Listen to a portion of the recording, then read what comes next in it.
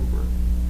And what do you attribute that to? If you could pinpoint 2, 3, 4 reasons other than the insecurity itself, of course. I think that there are many reasons. I think part of it is how we're educating people today. Our system, you have to, part of educating blind people should be some form of empowerment where, yes, you can strive for the top, you can strive, be ambitious, you shouldn't settle for less. And sometimes what happens is very well-meaning schools where people are there to help, but I don't think that they've taken that extra step where it's not just let's teach this person basics, literacy, reading, writing, cooking, sewing, how to get around. It should be much more than that, because that levels the playing field. But then blind people, it's just if they can't see, yes, but you can do many other things. You can think, you can write, you can interact with people, you can use your brain to do things.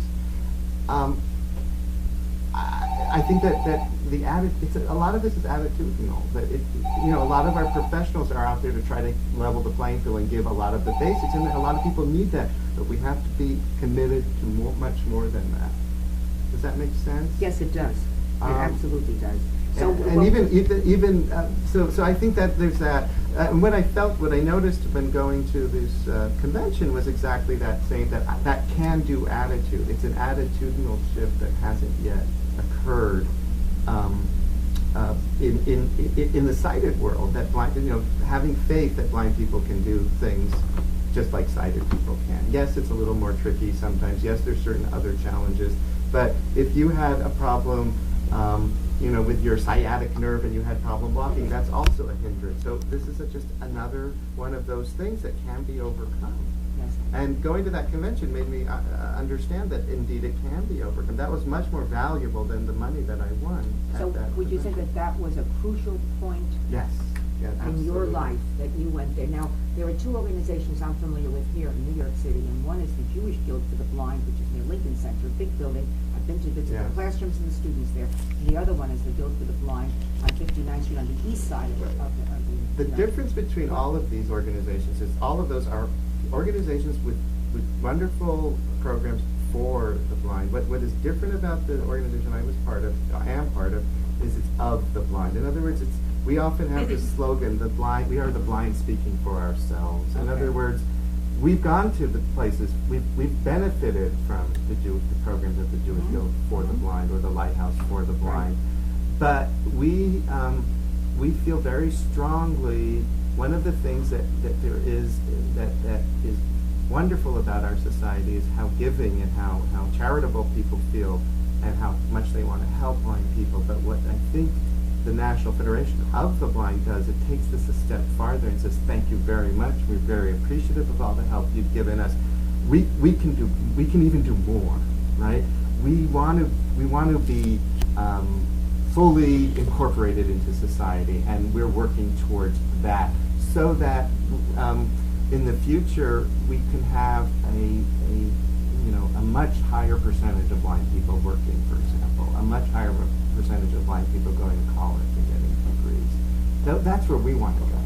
To what extent? So we have lofty goals. Right. Well, and they're wonderful, and they should be lofty goals. And I hope they're all, I hope you succeed in every way. And certainly our newspapers behind these goals. To what extent should parents and families be trained as well to provide the proper support system? Well, I think that a lot of it is about attitude. In other words, when a parent hears that a child is going blind, they become quite protective and quite worried, and understandably so. There's a lot of fear among sighted people of what it must mean, what it must feel like to be blind, because it's a loss of that control, it's a loss of that sense of, I guess, what to expect when you go outside. You fear for your safety, et cetera, et cetera, et cetera. So many people, when they get this diagnosis that they're going to be blind, become very hopeless and want to stay home and want to be protected and want to have everything done for them, et cetera.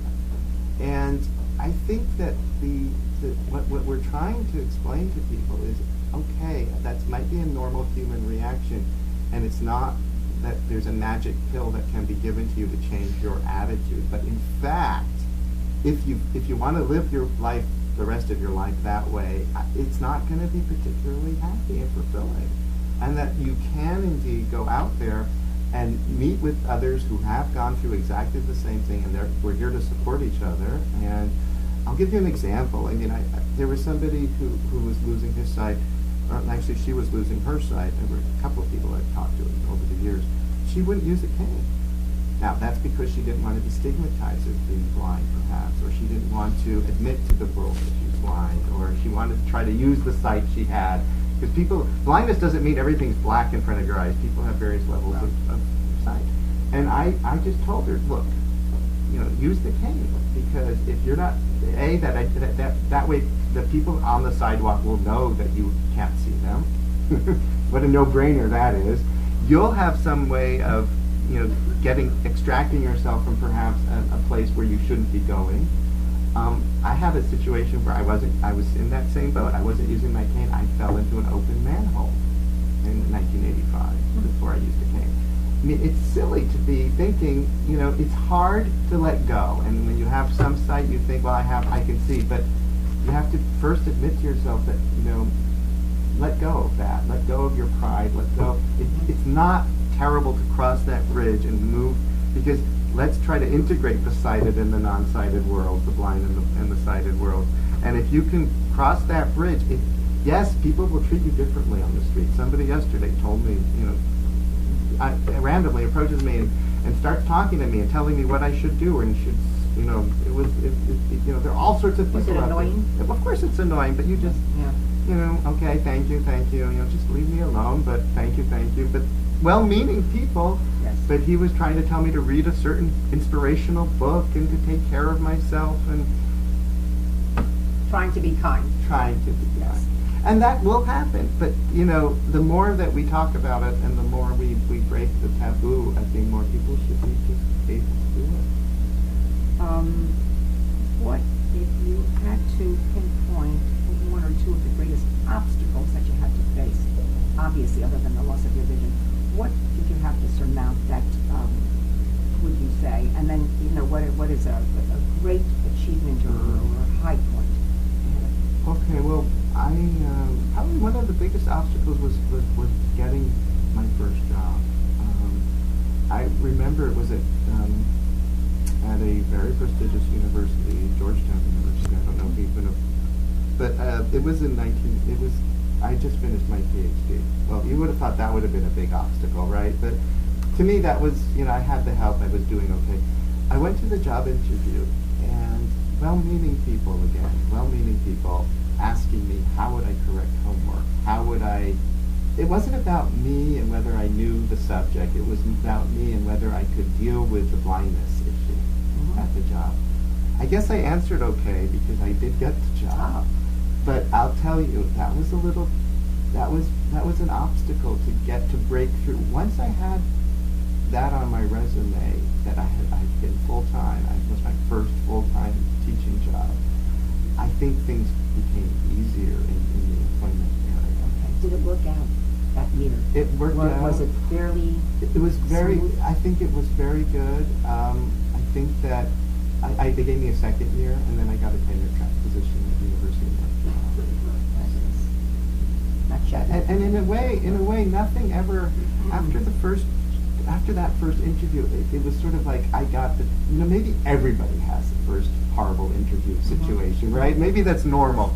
In my case, it was feeling like I had to justify how I do things, and I didn't take it badly. I wasn't upset. I answered very honestly and upfront with people, but I have to tell you, it was probably I needed to go through that. It was like initiation through that experience, right, in order to prove myself and then move on and then get tenure eventually. I got early tenure at the University of North Carolina at Chapel Hill.